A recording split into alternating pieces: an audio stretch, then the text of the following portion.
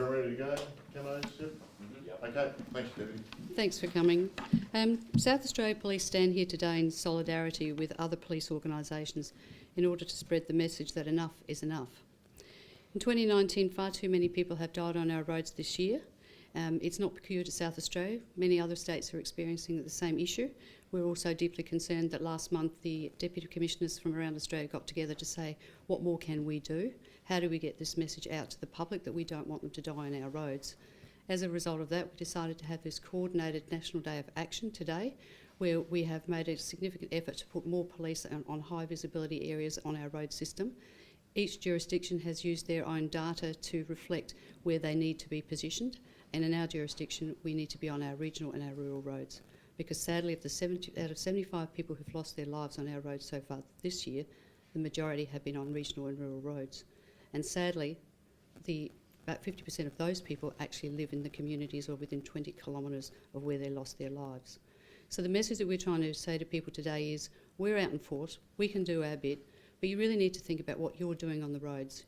You want to get home tonight to your families, you want to be safe, and you don't want to die on our roads. So this National Day of Action, being coordinated around Australia, is a significant first, and it shows the commitment that law enforcement are making to try and make our roads safer and keep our people alive. What sort of offences will police be targeting today? Speeding and distraction, or any particular things? Yeah, particularly from our perspective, we will be looking at the fatal five.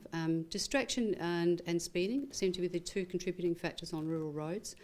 For some reason, people are veering off onto the wrong side of the road, or they're losing control of their car, which would indicate speed and distraction to us are the main causes.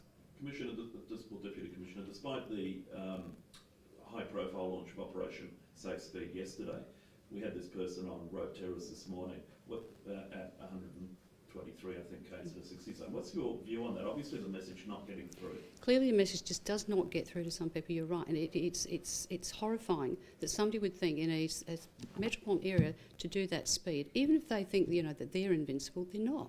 There are other people using that road, there are people driving on the road, there are people cycling on the road. These are vulnerable road users as well. It's just abhorrent, it's just so stupid for people to be doing that. Do you have a percentage on the resources you will be using today, ramping up? Do you know how much more saturated our rural roads will be? I've seen the plans that each of the commanders from the rural and regional areas have submitted, and what they've done is they've maximised all their resources today.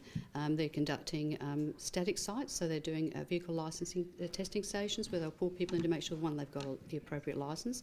They'll also be doing drink and drug driving testing as well at various locations. We'll also have our mobile cameras out. So we'll be using every traffic resource that we have, and we're maximising it today to have maximum impact. One of the major things is for people to see police out there, to believe that enforcement actually exists, has a lasting effect on people.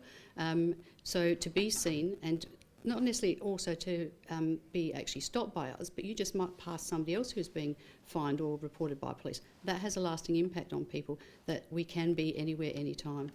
So compared to your average day, past you as well, can you give us a percentage of how many extra resources are on the roads today?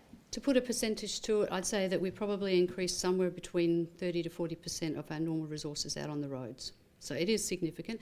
And the key point today is around Australia, everybody's making this same effort. So if you are crossing the borders, particularly in the rural areas, like if you're going down to Mount Gambier and you're crossing over to Victoria, you're going to see the same in each state in terms of a high visible police presence. Is this something you should do more regularly? I mean, given where the road tells that, given the messaging sort of isn't getting through, is this, should it be a week of action, a month of action? Well, we in this jurisdiction at the moment do have high impact, which is running for the month of August. What we're doing is we're doing different things within that. We will collate the information at the end of the operation, and I agree with you. Part of us doing it at this point in time is to send that strong message, and then it's to say, how are we going to keep this momentum, particularly when we head into the summer months, when we know that is when people will be travelling on the roads for school holidays. We know they'll be drinking and driving because they've got Christmas parties coming up. So we need to get the message out now that people truly believe they can get caught and they should be adapting their behaviour and doing the right thing. We've seen sort of blitz after blitz. Can we expect a lot more of this sort of blitz after blitz? Yes, you can. Because if we're going to have an impact, we truly have to be out there regularly, and people have to believe that we'll be out there. So you will see more.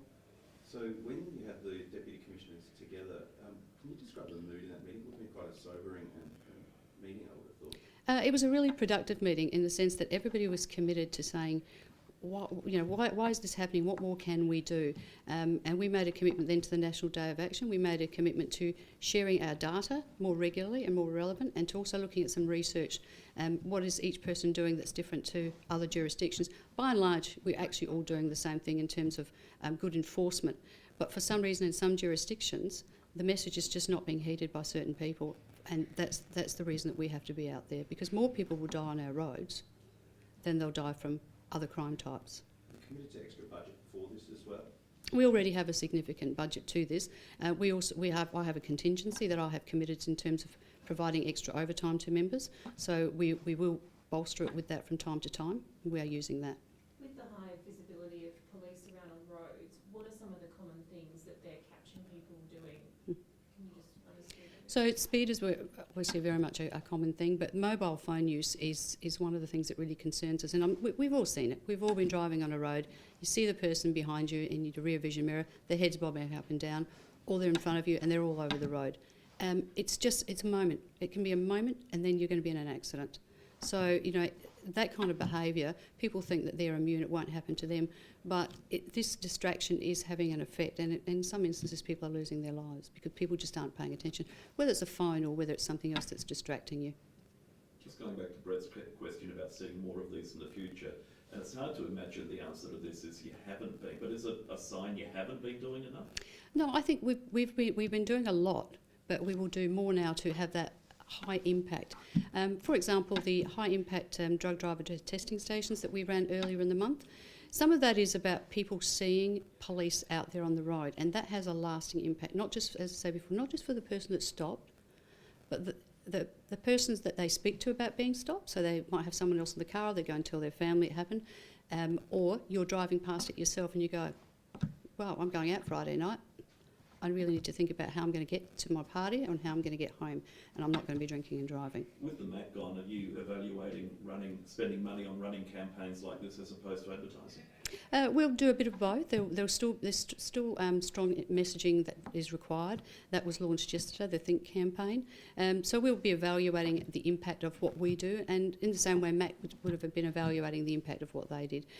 Everything has to be evidence-based. If you find it's not working, it's not having an impact, then you have to change.